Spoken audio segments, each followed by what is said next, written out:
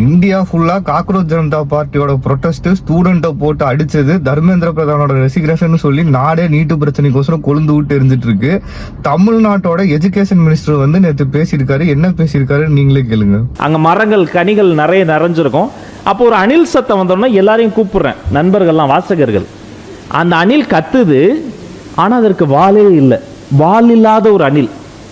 பார்த்த உடனே என்னுடைய நண்பர் ஒருத்தர், என்னங்க இது அணிலுக்கு அழகே வால் தான், வாலே இல்லை, இது என்னங்க எலி மாதிரி இருக்கு அப்படின்ட்டார். உடனே எல்லாரும் சிரிச்சாங்க. இப்ப வால் தான் அழகா? இந்த அனுபவம் இருக்கே, இந்த தன்னம்பிக்கை இருக்கே, வால் இருக்கிற அணில்களை விட வால் இல்லாத அணில் எவ்வளவு தனித்துவமானது, யூனிக்கானது என்று சொன்னவுடன் அனைவரும் ஓடி வந்து கட்டிப்பிடித்து விட்டார்கள். நான் சொல்வது அதுதான். என்னுடைய பள்ளிக்கூடங்கள்ல ஒரு குழந்தை நிறத்தை வைத்தோ உயரத்தை வைத்தோ பல்லின் அமைப்பை வைத்தோ யாரும் யாரையும் பகடி செய்வதோ பரிகாசம் செய்வதோ ஒதுக்கி வைப்பதோ இருக்கவே கூடாது.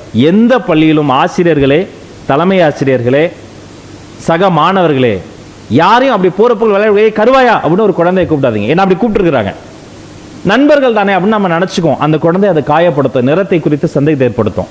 அருமையான கதைங்க. சாலமன் பாப்பையாவோட பட்டிமன்றம் பார்த்த மாதிரியே இருக்குது. சுத்தி நாடே கொழுந்துகிட்டு எரிஞ்சுக்கிட்டு இருக்கும் போது மாறலோட இந்த கதை வந்து நல்ல ஒரு மெசேஜ், அருமையா இருக்கு.